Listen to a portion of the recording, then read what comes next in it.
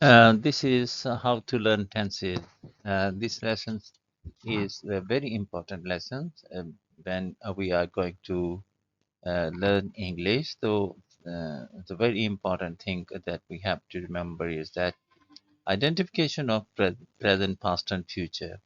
But unfortunately, this is not easy taught at any level in our schooling, or no, perhaps no research has been carried out on it. But everybody is a witness that while reading, writing, speaking, we do keep all these things in our mind, the identification of present, past, and future.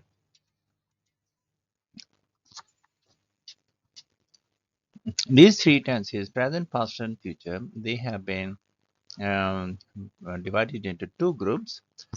One is past and the other is non-past. That means present and future, they can, when you are writing in present tense, you are allowed, you have the facility to use will and shall. But when you are writing in the past, you do not have the facility to use will shall. So in that case, you use would.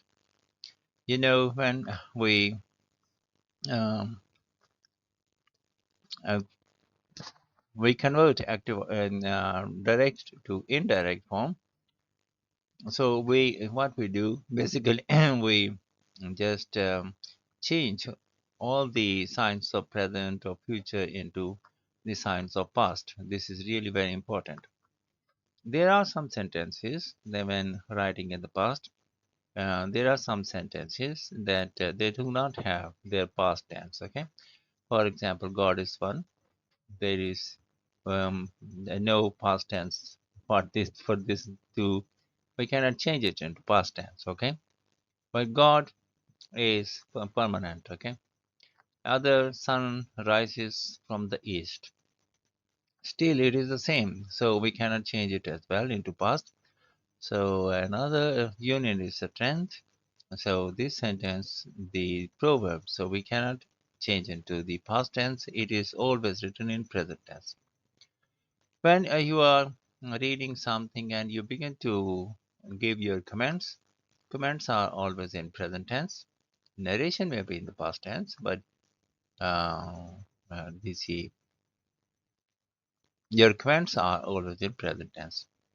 Facts that, for example, the railway station is in the middle of the city. So it will remain there. Okay, it will not change. It will remain in the center, in the middle of the river, so long as it is the same. So it will. We should write it in present tense.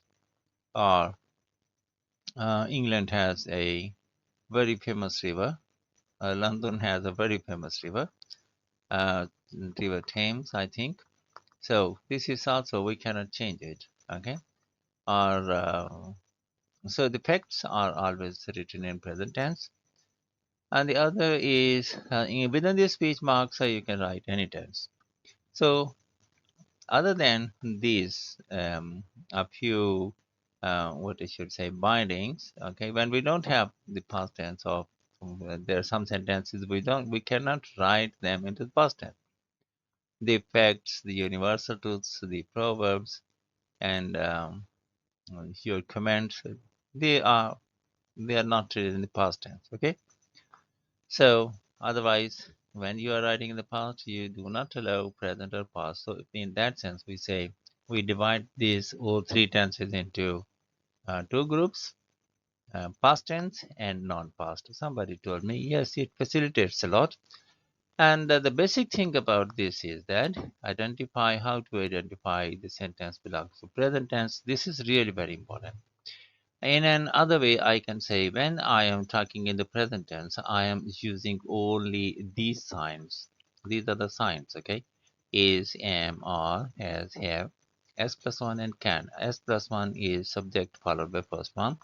So, uh, and this is in this way the present indefinite type sentence.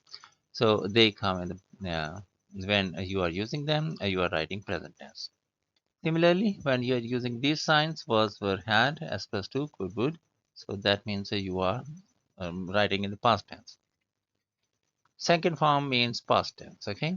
And second form is always used to be the subject. And will shall, if you have these two signs, then you are definitely writing future. Otherwise, you can relate something. You can write it in the present tense, but you can stretch it to make it past and to look like a future tense. Okay. So, but the real thing is that if you use will or shall, that is future, and if you don't use will shall, you are not using future tense. So the way that we learn tense is indefinite, continuous, perfect, perfect, continuous. It does not bring us to this conclusion. This conclusion is really very important, and everybody is using while reading, writing, speaking. Everybody knows it. When we are reading, writing, speaking, I think we hardly care if it is present, indefinite, or present. We do care that it is present, but we hardly care that it is present, indefinite, or continuous, or perfect.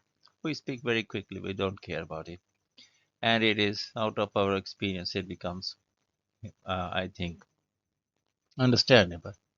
So I don't mean to drag my video to a greater length.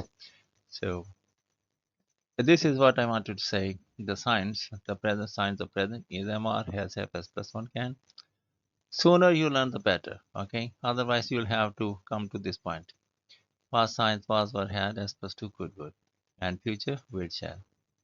So this is how to learn tenses, and this is what we come to the ultimate end of our objective of learning tenses. Thank you very much for being with me. I hope to see you in another video um, that is about grammar, how to learn grammar. I will tell you about it. That is also very important. Okay, take care. Remember me in your prayer. Thank you very much for watching video. Wish you all the best. Goodbye.